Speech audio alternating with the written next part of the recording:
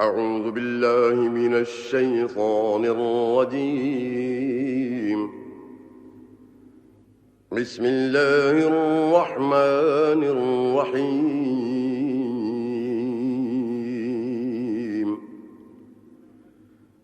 قد أفلح المؤمنون الذين هم في صلاتهم خاشعون والذين هم عن اللغو معرضون والذين هم للزكاة فاعلون والذين هم لفروجهم حافظون إلا على أزواجهم أو ما ملكت أيمانهم فإنهم غير ملومين. فمن ابتغى وراء ذلك فأولئك هم العادون والذين هم لأماناتهم وعهدهم راعون والذين هم على صلواتهم يحافظون. أولئك هم الوارثون الذين يرثون الفردوس هم فيها خالدون. ولقد خلقنا الإنسان من سلالة من طين ثم جعلناه نطفة في قرار مكين ثم خلقنا النطفة علقة فخلقنا العلقة مضغة فخلقنا المضغة عظاما فكسونا العظام لحما ثم أنشأناه خلقا آخر فتبارك الله أحسن الخالقين. ثم إنكم بعد ذلك لميتون ثم إنكم يوم القيامة تبعثون. ولقد خلقنا فوقكم 7 طرائق وما كنا عن الخلق غافلين. وأنزلنا من السماء ماء بقدر فأسكناه في الأرض وإنا على ذهاب به لقادرون. فأنشأنا لكم به جنات من نخيل وأعناب لكم فيها فواكه كثيرة ومنها تأكلون.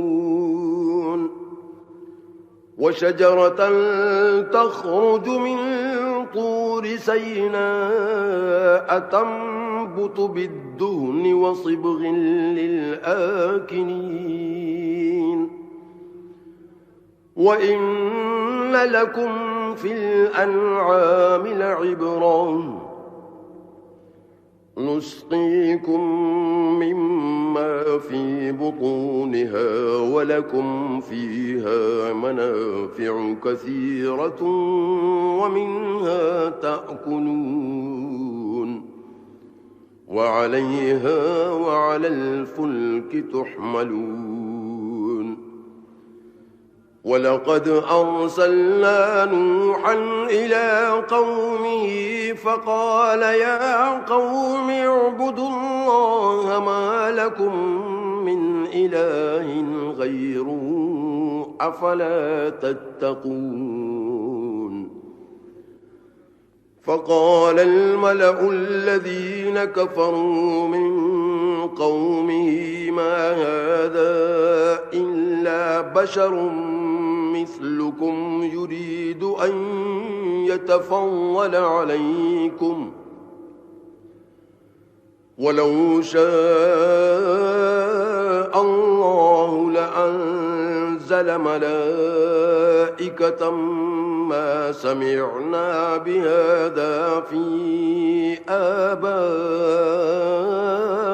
الأولين إن هو إلا رجل به جنة فتربصوا به حتى حين قال رب انصرني بما كذبون فأوحينا إليه أن اصنع الفلك بأعيننا ووحينا فإذا جاء أمرنا وفارت النور فاسلك فيها من كل زوجين اثنين وأهلك إلا من سبق عليه القول منهم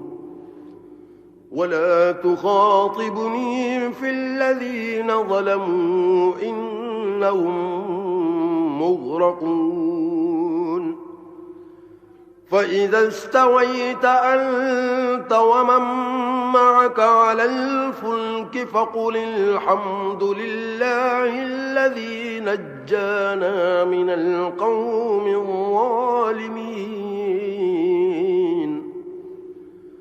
وقل رب أنزلني منزلا مباركا وأنت خير المنزلين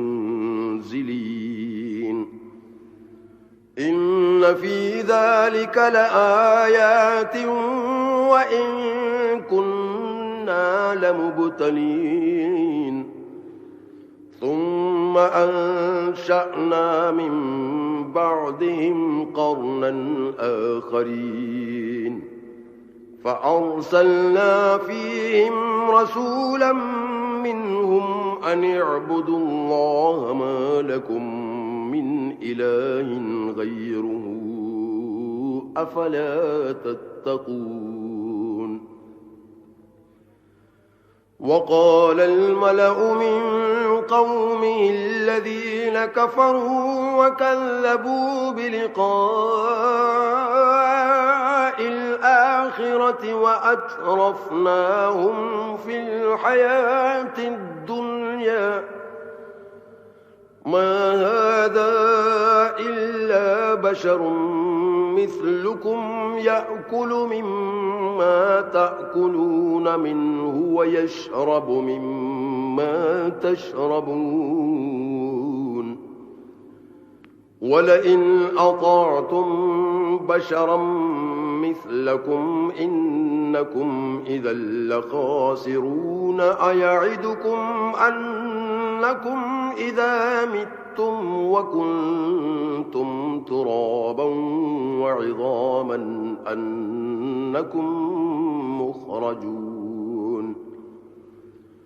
هيهات هيهات لما توعدون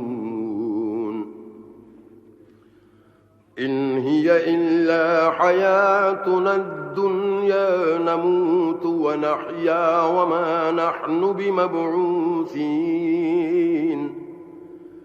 إن هو إلا رجل افترى على الله كذبا وما نحن له بمؤمنين قال رب انصرني بما كذبون قال عما قليل ليصبحن نادمين فأخذتهم الصيحة بالحق فجعلناهم غثاء فبعدا للقوم الظالمين ثم أنشأنا من بعدهم قرونا آخرين ما تسبق من أمة أمة أجلها وما يستأخرون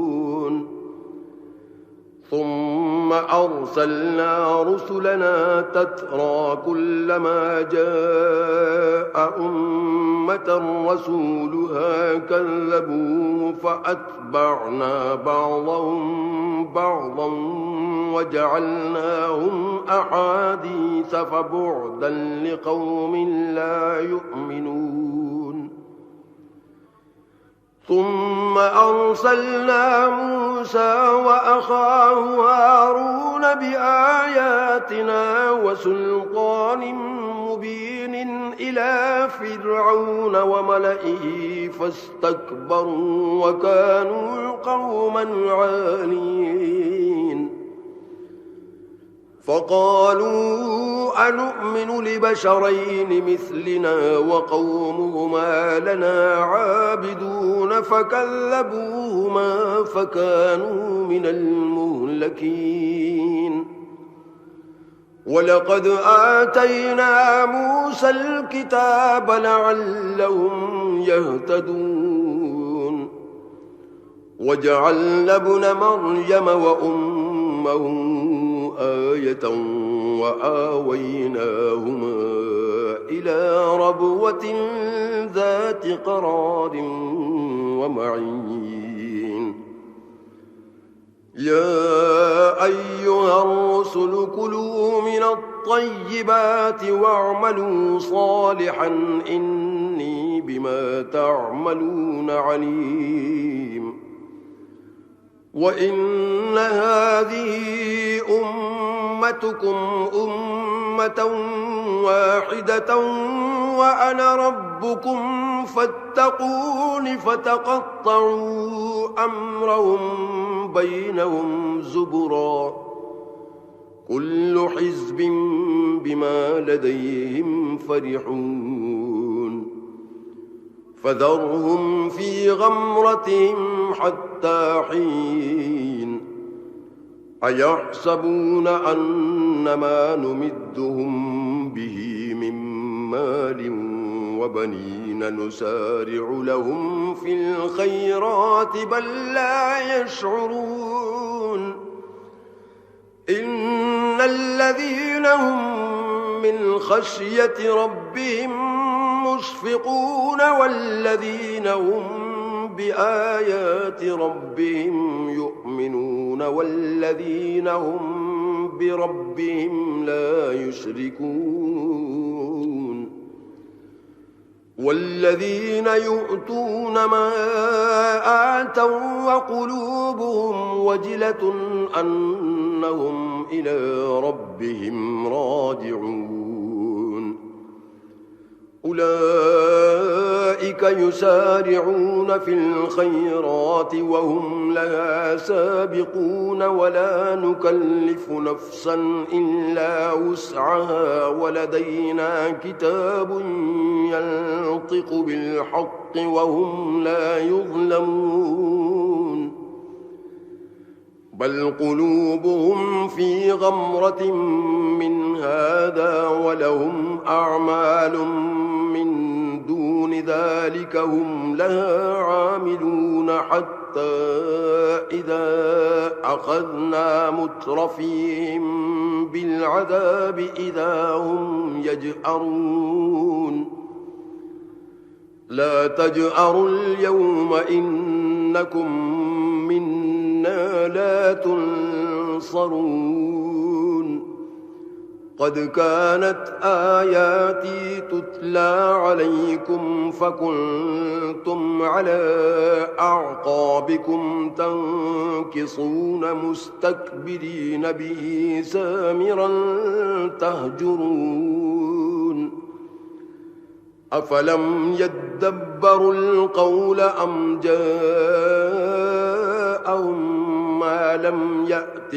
آباءهم الأولين أم لم يعرفوا رسولهم فهم له منكرون أم يقولون به جنة بل جاءهم بالحق بالحق وأكثرهم للحق كارهون ولو اتبع الحق أهواءهم لفسدت السماوات والأرض ومن فيهن بل أتيناهم بذكرهم فهم عن ذكرهم معرضون أم تسألهم خرجا فخراج ربك خير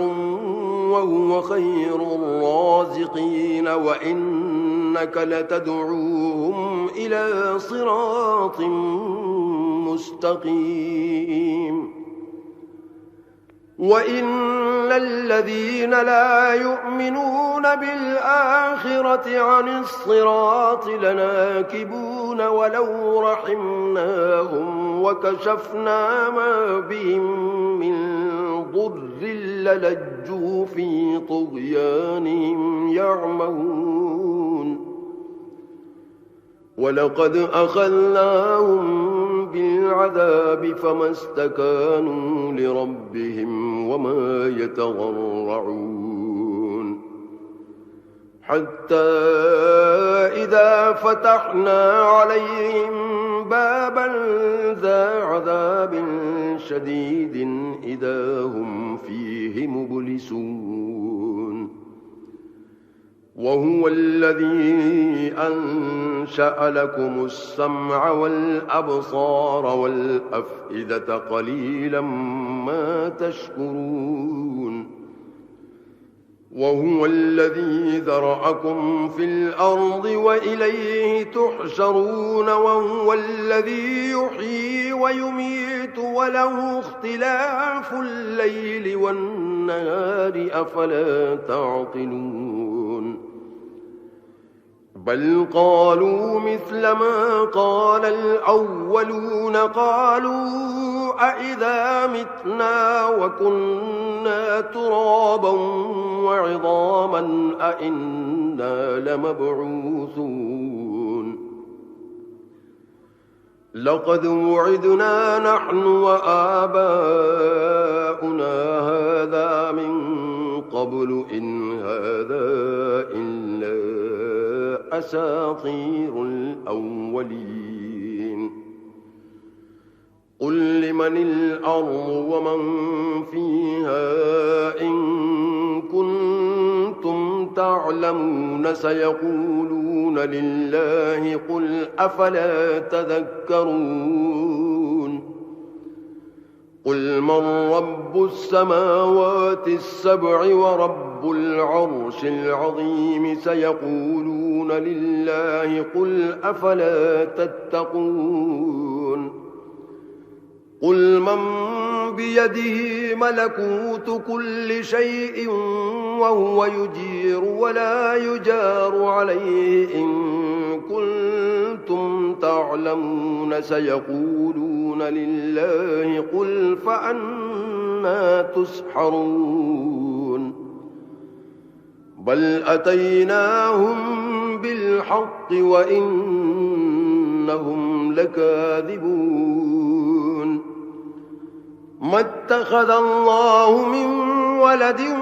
وما كان معه من إله إذا لذهب كل إله بما خلق ولعلى بعضهم على بعض سبحان الله عما يصفون عالم الغيب والشهادة فتعالى عما يشركون قل رب إما تريني ما يوعدون رب فلا تجعلني في القوم الظالمين وإنا على أن نريك ما نعدهم لقادرون ادفع بالتي هي أحسن السيئة نحن أعلم بما يصفون وقل رب أعوذ بك من همزات الشياطين وأعوذ بك رب أن يحضرون حتى إذا جاء أحدهم الموت قال رب ارجعون لعلي أعمل صالحا فيما تركت كلا إنها كلمة هو قائلها ومن ورائهم برزخ إلى يوم يبعثون فإذا نفخ في الصور فلا أنساب بينهم يومئذ ولا يتساءلون فمن ثقلت موازينه فأولئك هم المفلحون ومن خفت موازينه فأولئك الذين خسروا أنفسهم في جهنم خالدون تلفح وجوههم النار وهم فيها كالحون ألم تكن آياتي تتلى عليكم فكنتم بها تكذبون قالوا ربنا غلبت علينا شقوتنا وكنا قوما ضالين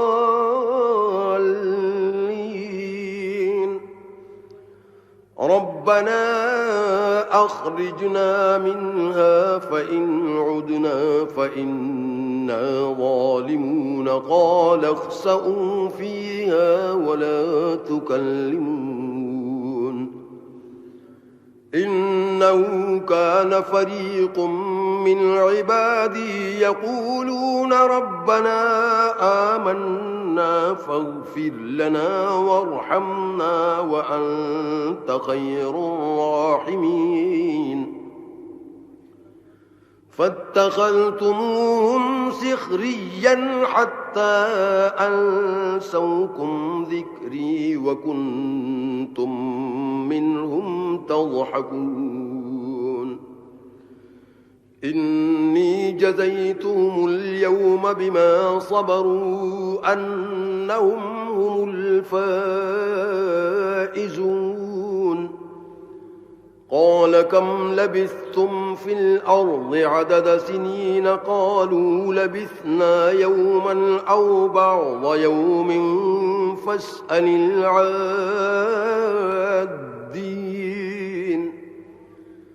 قال إن لبثتم إلا قليلا لو أنكم كنتم تعلمون أفحسبتم أنما خلقناكم عبثا وأنكم إلينا لا ترجعون فتعالى الله الملك الحق لا إله إلا هو رب العرش الكريم ومن يدع مع الله إلها آخر لا برهان له به فإنما حسابه عند ربي إنه لا يفلح الكافرون وقل رب اغفر وارحم وأنت خير الراحمين بسم الله الرحمن الرحيم سورة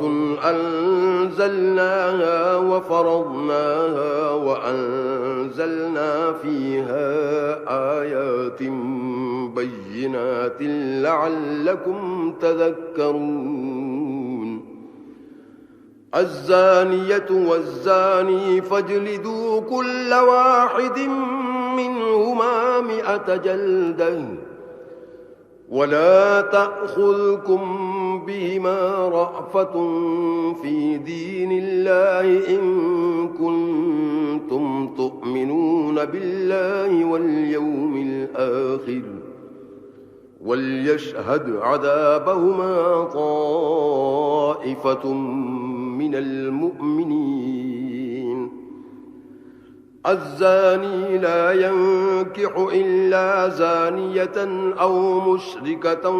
والزانية لا ينكحها إلا زان أو مشرك وحرم ذلك على المؤمنين. والذين يرمون المحصنات ثم لم يأتوا بأربعة شهداء فاجلدوهم 80 جلدة ولا تقبلوا لهم شهادة أبدا وأولئك هم الفاسقون. إلا الذين تابوا من بعد ذلك وأصلحوا فإن الله غفور رحيم. والذين يرمون أزواجهم ولم يكن لهم شهداء إلا أنفسهم فشهادة أحدهم 4 شهادات بالله إنه لمن الصادقين. والخامسة أن لعنة الله عليه إن كان من الكاذبين. ويدرأ عنها العذاب أن تشهد 4 شهادات بالله إنه لمن الكاذبين. والخامسة أن غضب الله عليها إن كان من الصادقين. ولولا فضل الله عليكم ورحمته وأن الله تواب حكيم. إن الذين جاءوا بالإفك عصبة منكم لا تحسبوه شرا لكم بل هو خير لكم لكل امرئ منهم ما اكتسب من الإثم والذي تولى كبره منهم له عذاب عظيم. لولا إذ سمعتموه ظن المؤمنون والمؤمنات بأنفسهم خيرا وقالوا هذا إفك مبين. لولا جاءوا عليه ب4 شهداء فإذ لم يأتوا بالشهداء فأولئك عند الله هم الكاذبون. ولولا فضل الله عليكم ورحمته في الدنيا والآخرة لمسكم فيما أفضتم فيه عذاب عظيم. إذ تلقونه بألسنتكم وتقولون بأفواهكم ما ليس لكم به علم وتحسبونه هينا وهو عند الله عظيم. ولولا إذ سمعتموه قلتم ما يكون لنا أن نتكلم بهذا سبحانك هذا بهتان عظيم. يعظكم الله أن تعودوا لمثله أبدا إن كنتم مؤمنين. ويبين الله لكم الآيات والله عليم حكيم إن الذين يحبون أن تشيع الفاحشة في الذين آمنوا لهم عذاب أليم في الدنيا والآخرة والله يعلم وأنتم لا تعلمون ولولا فضل الله عليكم ورحمته وأن الله رؤوف رحيم يا أيها الذين آمنوا لا تتبعوا خطوات الشيطان ومن يتبع خطوات الشيطان فإنه يأمر بالفحشاء والمنكر ولولا فضل الله عليكم ورحمته ما زكى منكم من أحد أبدا ولكن الله يزكي من يشاء والله سميع عليم ولا يأت لأولو الفضل منكم والسعة أن يؤتوا أولي القربى والمساكين والمهاجرين في سبيل الله وليعفوا وليصفحوا ألا تحبون أن يغفر الله لكم والله غفور رحيم إن الذين يرمون المحصنات الغافلات المؤمنات لعنوا في الدنيا والآخرة ولهم عذاب عظيم يوم تشهد عليهم ألسنتهم وأيديهم وأرجلهم بما كانوا يعملون يومئذ يوفيهم الله دينهم الحق ويعلمون أن الله هو الحق المبين الخبيثات للخبيثين والخبيثون للخبيثات والطيبات للطيبين والطيبون للطيبات أولئك مبرؤون مما يقولون لهم مغفرة ورزق كريم يا أيها الذين آمنوا لا تدخلوا بيوتا غير بيوتكم حتى تستأنسوا وتسلموا على أهلها ذلكم خير لكم لعلكم تذكرون فإن لم تجدوا فيها أحدا فلا تدخلوها حتى يؤذن لكم وإن قيل لكم ارجعوا فارجعوا هو أزكى لكم والله بما تعملون عليم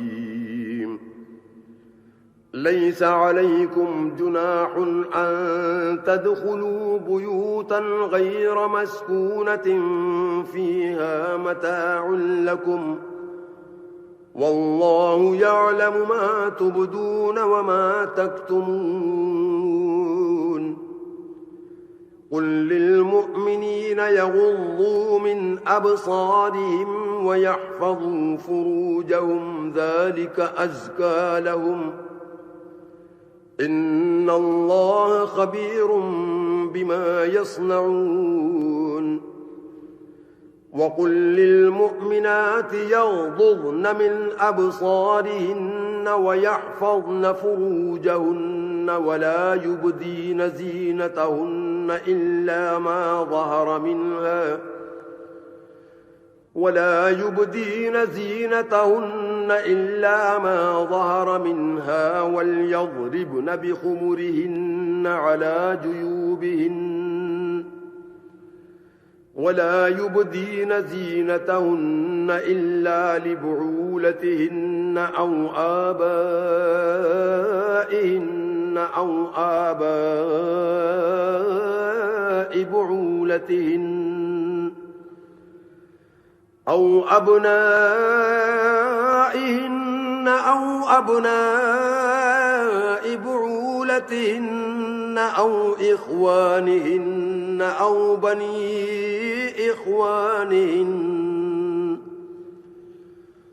أو بني إخوانهن أو بني أخواتهن أو نسائهن أو ما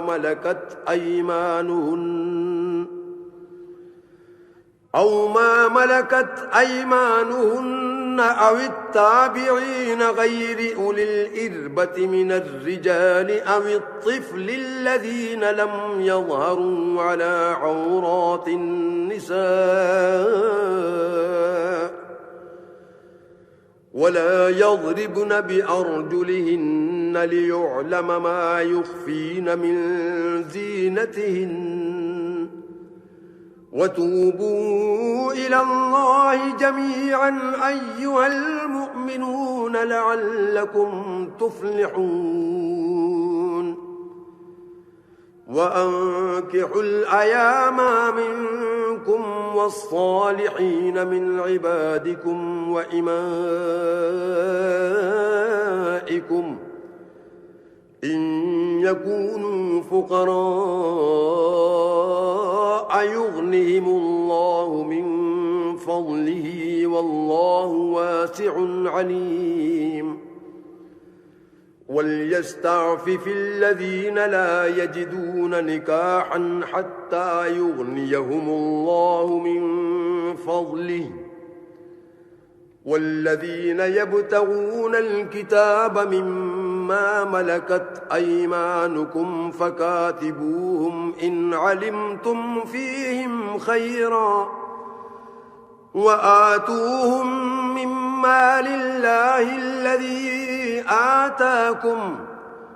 ولا تكرهوا فتياتكم على البغاء إن أردنا تحصنا لتبتغوا عرض الحياة الدنيا ومن يكرهن فإن الله من بعد إكراههن غفور رحيم ولقد أنزلنا إليكم آيات مبينات ومثلا من الذين خلوا من قبلكم وموعظة للمتقين الله نور السماوات والأرض مثل نوره كمشكاة فيها مصباح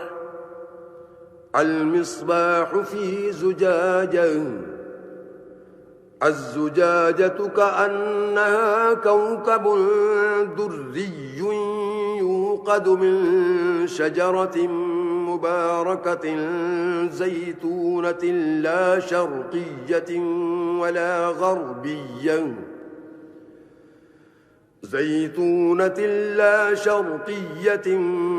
غربية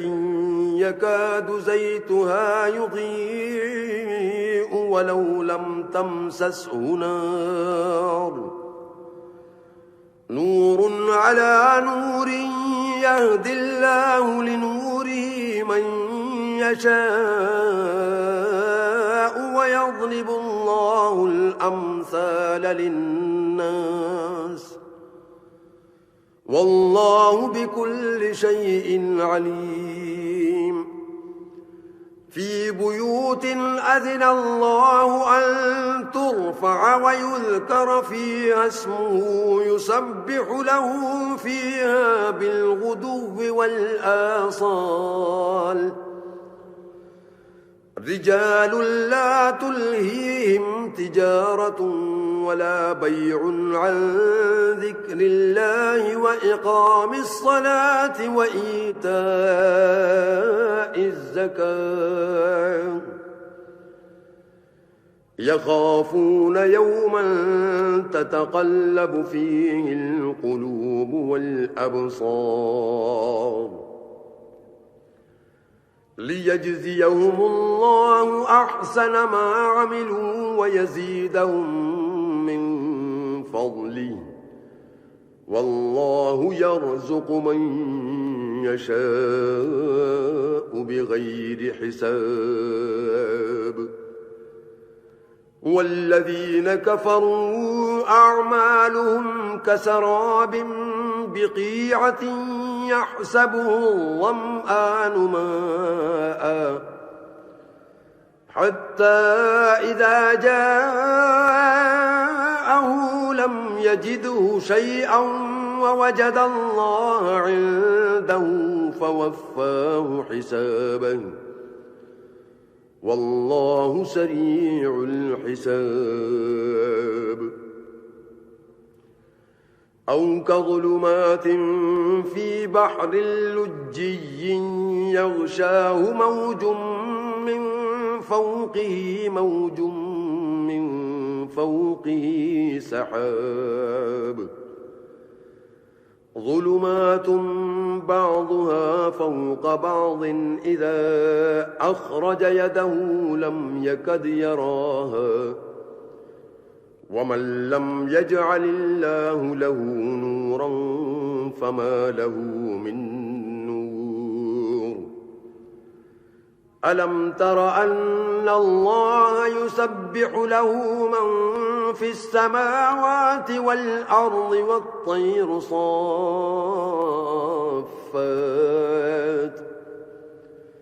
كل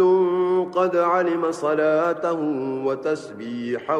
والله عليم بما يفعلون ولله ملك السماوات والأرض وإلى الله المصير ألم تر أن الله يزجي سحابا ثم يؤلف بينه ثم يجعله ركاما فترى الودق يخرج من خلاله وينزل من السماء من جبال فيها من برد فيصيب به من يشاء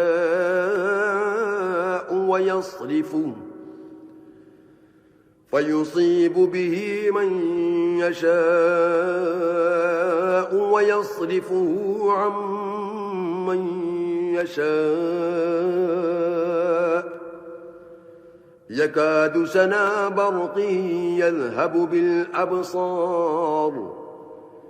يقلب الله الليل والنهار إن في ذلك لعبرة لأولي الأبصار والله خلق كل دابة من ماء فمنهم من يمشي على بطنه ومنهم من يمشي على رجلين ومنهم من يمشي على أربع يخلق الله ما يشاء إن الله على كل شيء قدير لقد أنزلنا آيات مبينات والله يهدي من يشاء إلى صراط مستقيم ويقولون آمنا بالله وبالرسول وأطعنا ثم يتولى فريق منهم من بعد ذلك وما أولئك أولئك بالمؤمنين وإذا دعوا إلى الله ورسوله ليحكم بينهم إذا فريق منهم معرضون وإن يكن لهم الحق يأتوا إليه مذعنين أفي قلوبهم مرض أم ارتابوا أم يخافون أن يحيف الله عليهم ورسوله بل أولئك هم الظالمون إنما كان قول المؤمنين إذا دعوا إلى الله ورسوله ليحكم بينهم أن يقولوا سمعنا وأطعنا وأولئك هم المفلحون ومن يطع الله ورسوله ويخشى الله ويتقه فأولئك هم الفائزون وأقسموا بالله جهد أيمانهم لئن أمرتهم ليخرجن قل لا تقسموا طاعة معروفة إن الله خبير بما تعملون قل أطيعوا الله وأطيعوا الرسول فإن تولوا فإنما عليه ما حمل وعليكم ما حملتم وإن تطيعوه تهتدوا وما على الرسول إلا البلاغ المبين وعد الله الذين آمنوا منكم وعملوا الصالحات ليستخلفنهم في الأرض كما استخلف الذين من قبلهم وليمكنن لهم دينهم الذي ارتضى لهم وليبدلنهم من بعد خوفهم أمنا يعبدونني لا يشركون بي شيئا ومن كفر بعد ذلك فأولئك هم الفاسقون وأقيموا الصلاة وآتوا الزكاة وأطيعوا الرسول لعلكم ترحمون لا تحسبن الذين كفروا معجزين في الأرض ومأواهم النار ولبئس المصير يا أيها الذين آمنوا ليستأذنكم الذين ملكت أيمانكم والذين لم يبلغوا الحلم منكم 3 مرات من قبل صلاة الفجر وحين تضعون ثيابكم من الظهيرة ومن بعد صلاة العشاء 3 عورات لكم ليس عليكم ولا عليهم جناح بعدهن طوافون عليكم بعضكم على بعض كذلك يبين الله لكم الآيات والله عليم حكيم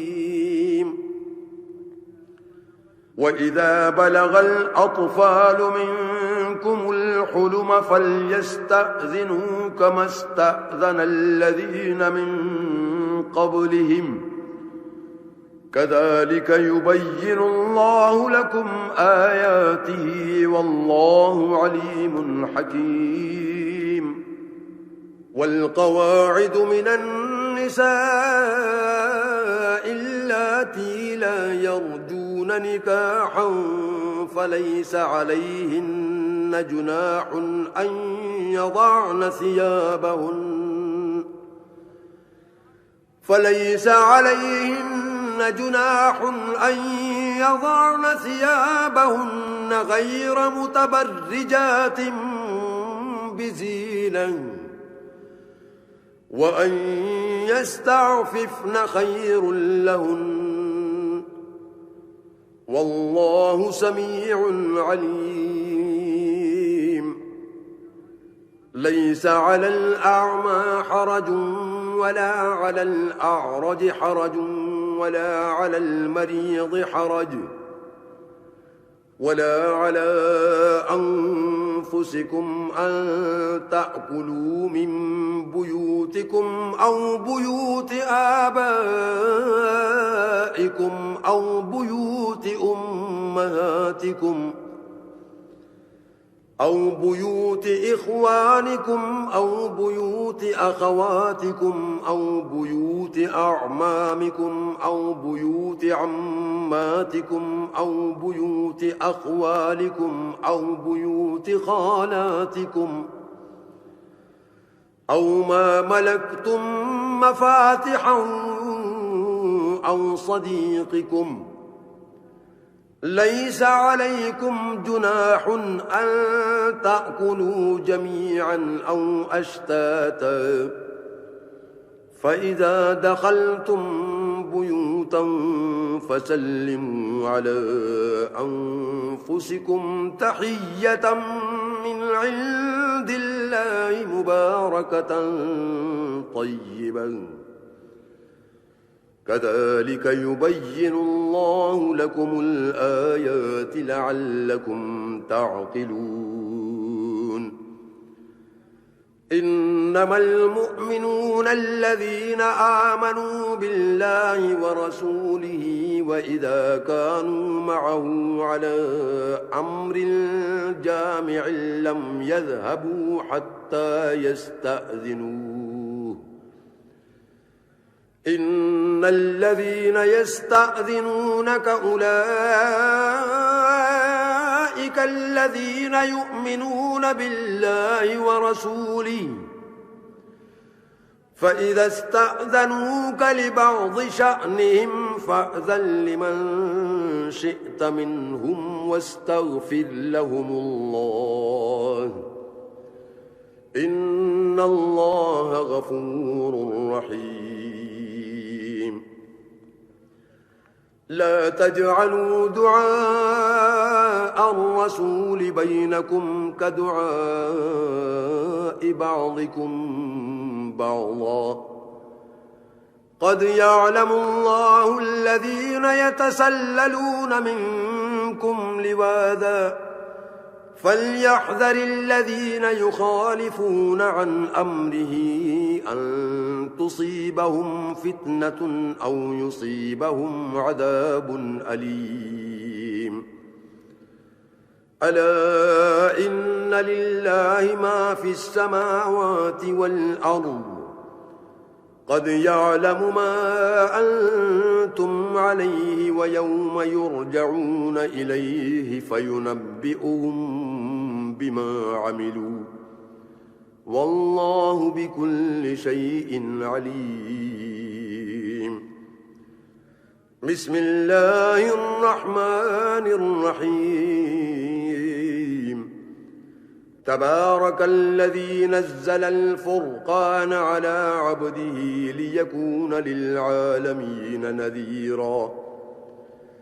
الذي له ملك السماوات والأرض ولم يتخذ ولدا ولم يكن له شريك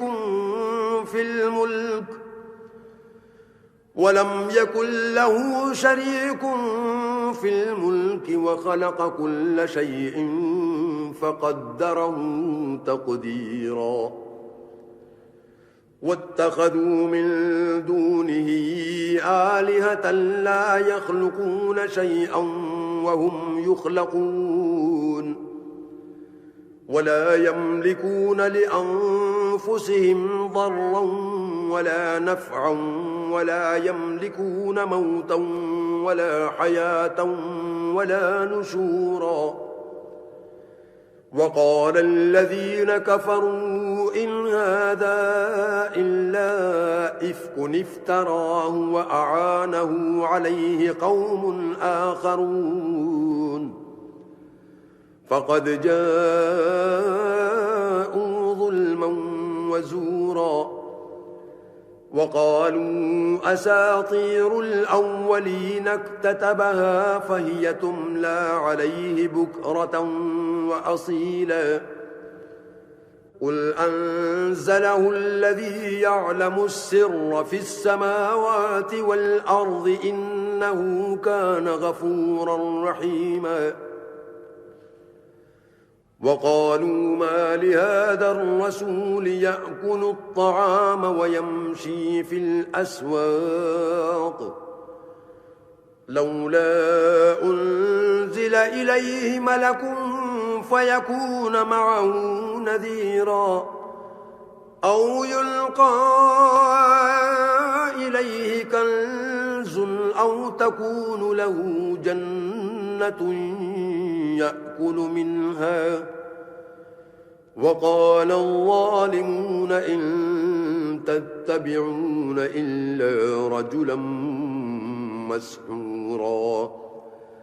انظر كيف ضربوا لك الأمثال فضلوا فلا يستطيعون سبيلا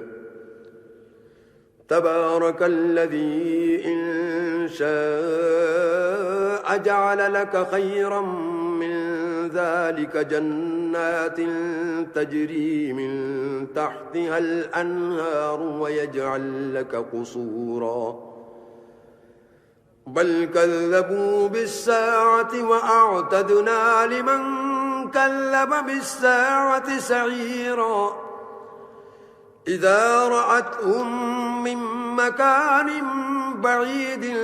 سمعوا لها تغيظا وزفيرا وإذا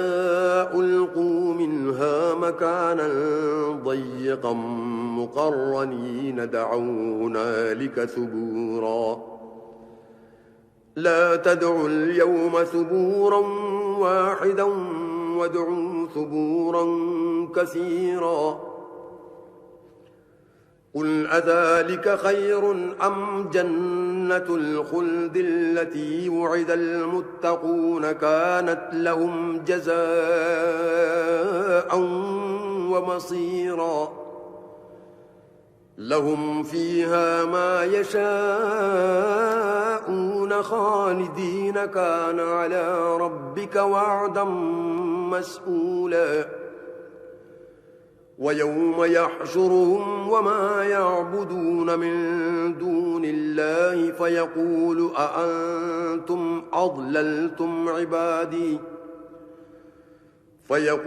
أأنتم أضللتم عبادي هؤلاء أم هم ضلوا السبيل قالوا سبحانك ما كان ينبغي لنا أن نتخذ من دونك من أولياء ولكن متعتهم وآباءهم حتى نسوا الذكر وكانوا قوما بورا فقد كذبوكم بما تقولون فما تستطيعون صرفا ولا نصرا ومن يظلم منكم نذقه عذابا كبيرا وما أرسلنا قبلك من المرسلين إلا إنهم ليأكلون الطعام ويمشون في الأسواق وجعلنا بعضكم لبعض فتنة أتصبرون وكان ربك بصيرا أعوذ بالله من الشيطان الرجيم